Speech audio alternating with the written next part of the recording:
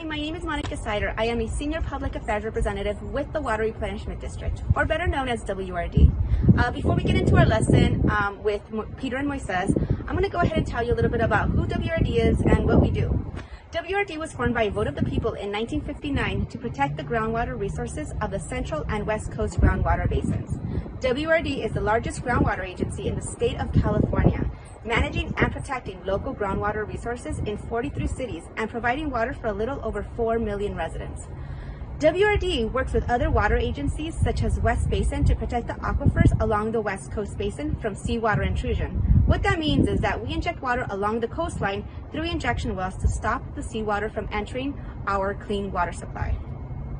WRD also monitors the water levels to ensure that there is enough water for its residents. Today, we will be learning how WRD hydrogeologists Peter and Moises take water samples from one of the hundreds of wells WRD monitors. These water samples make sure that the quality of the water is clean for the population to drink, so that when you open your faucet to either cook, wash your face, brush your teeth, take a shower, give water to your pets, we want to make sure that that water is clean for you to use. So you're probably asking yourself, well, what is groundwater?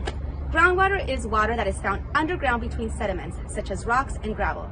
And as the water seeps into the ground, it might find its way into an aquifer. So come on, follow me, and I'll go ahead and give you an example of what that looks like. So you're probably asking yourself, well, what is an aquifer? An aquifer is a collection of wet underground rocks that allow water to pass through it slowly. A well can be used to pump water from an aquifer so that people can use the water for drinking, watering crops, and other purposes.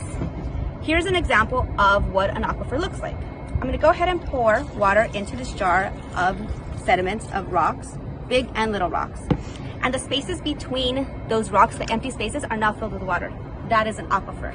And when I refer to we use wells to pump water out, I'm going to go ahead and demonstrate with this soap dispenser. I'm going to go ahead and put the soap dispenser in the jar, and then I'm going to go ahead and pump water. And what makes it easy is the spaces between the rocks, which is an aquifer for us to be able to pump water out. Now to the fun portion of our lesson. You will now get to listen to Peter and Moises, two of WRD's hydrogeologists, on how they ensure our water is clean for us to use. Take it away, Moises and Peter.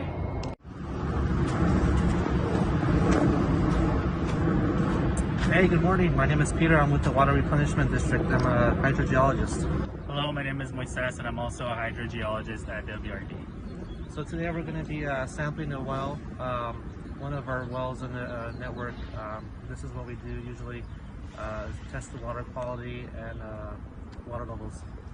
And what we do is we use that water level and water quality data to do scientific interpretations that give us a better insight onto how the water conditions are in our basin, not just at this location, but at the rest of the network. So we have a good idea of what's going on regionally.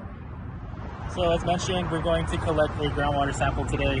So this is one of our monitoring well locations. We have just over 60 just like it throughout southern Los Angeles County, and this vault encloses several of our monitoring wells. So we're going to open it up and check it out.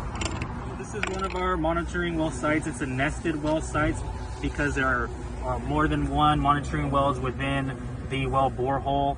And each of these wells monitors a separate aquifer at various depths, ranging from deepest to shallowest. So in order to collect the groundwater sample, what we're going to do is we're going to pump water out of one of these wells.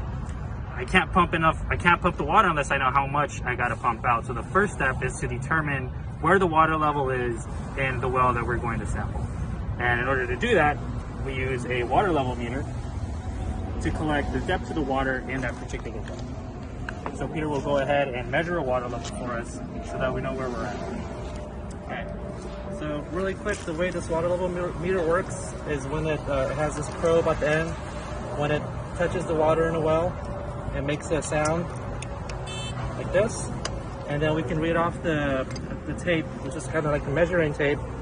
And it's in reference to this level. So that the top of this vault has been GPS'd. And we know the actual elevation of this well right here, so we can figure out the groundwater elevation off the bat.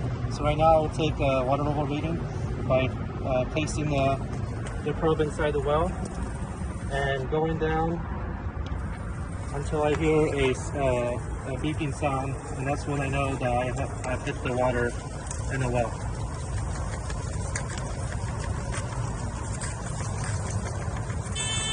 So there we go, we got the water level. Now I'm going to place the tape against the side of the level. When I hear the beep, that's when I know where the water level is. So at the beep is where we read the water level reading. So this one looks like it's going to be 109.83. So Moises will record that on his on the water level form.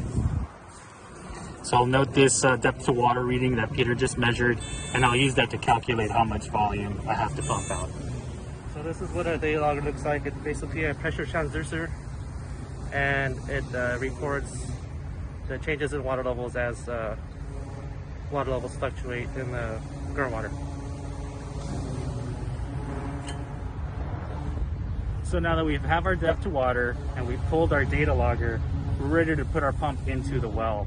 So what we're going to do is use a hydraulic skid to lower our electric submersible pump, and that pump is going to help us pump the water out. So I'll go ahead and get that going.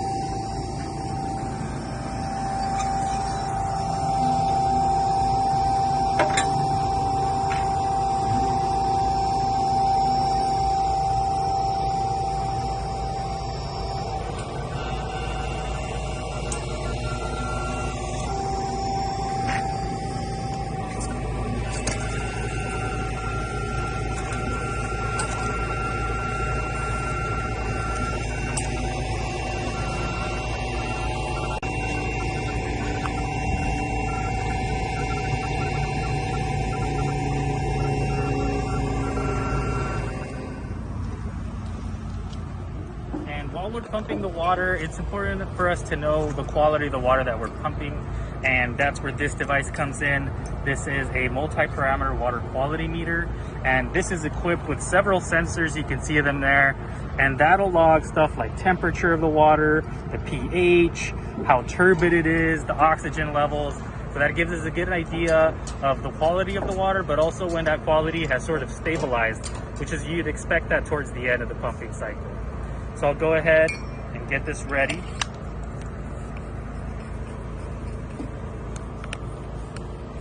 And we're gonna route the water that we're pumping through a flow-through cell.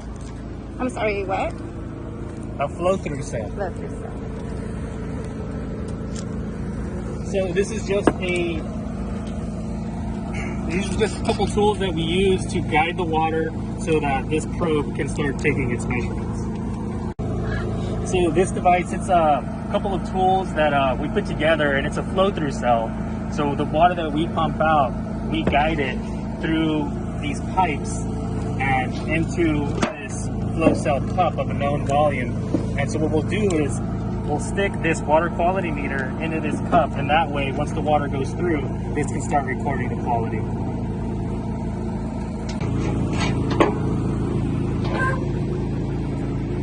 Peter's already hooked up a couple of hoses here. One hose goes in, one hose comes out, and the other end of the hose will connect to the pump discharge there. So now the water that pumps through this hose will route through this hose and then through our flow-through cell. So next, in order to power the pump, we're going to use a variable frequency drive control box. What this does is we can control the different flow rate when we're pumping the water from the well. So right now Moises will hook it up to a custom built generator on this truck,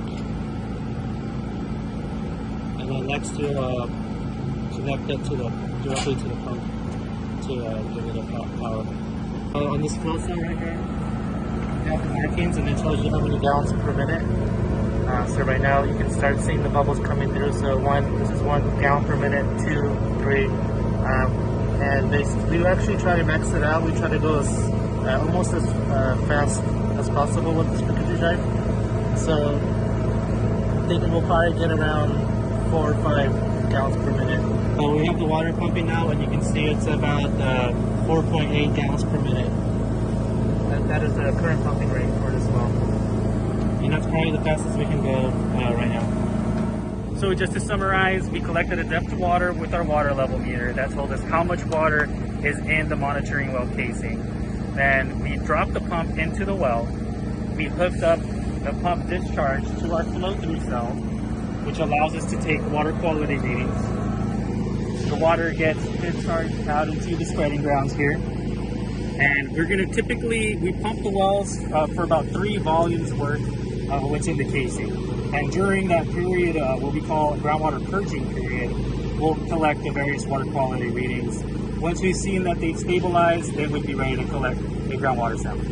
While Peter figures out how long our purging period is going to be, I'm going to start looking at the water quality of the water that we're pumping out. And so the way we do that, we communicate to this water quality meter via this Bluetooth device and an application on a mobile phone. So I'll just sync them together. This does take about a minute or so. Alright, so now I'm connected to our device. All I got to do is click on live readings, and I'm able to see various water quality parameters listed there in real time. And this refreshes every 2 seconds. So basically, I know what the water quality of the well is at any point in time that I choose to connect to the water quality device via the Bluetooth. So I can see their specific conductivity is just under 450 microsiemens per centimeter. We have a pH of about 7.6. I see the temperature of the water is around 67 degrees. And the oxygen level is at about 0.27 milligrams per liter or parts per million. And so we'll do this throughout the purging process so that we can get an idea, make sure that the water is consistent, that we don't see any anomalous values based on our historical known facts for the water as well.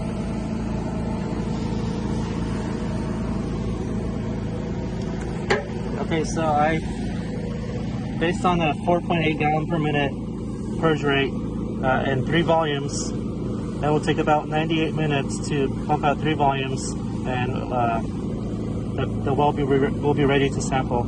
So we started about 10:06, and if you add 98 minutes, we'll be ready at 11:44. So that is our sample collection time.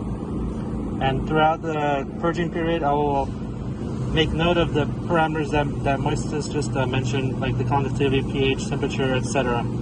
We'll take about 3 to 4 readings while this well is purging, and we are preparing for sampling.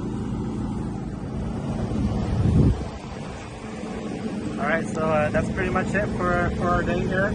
And as I mentioned before, I'm a hydrogeologist. This is really, if you like working outdoors with water, and I love the environment. You know, I want to keep our water sources clean.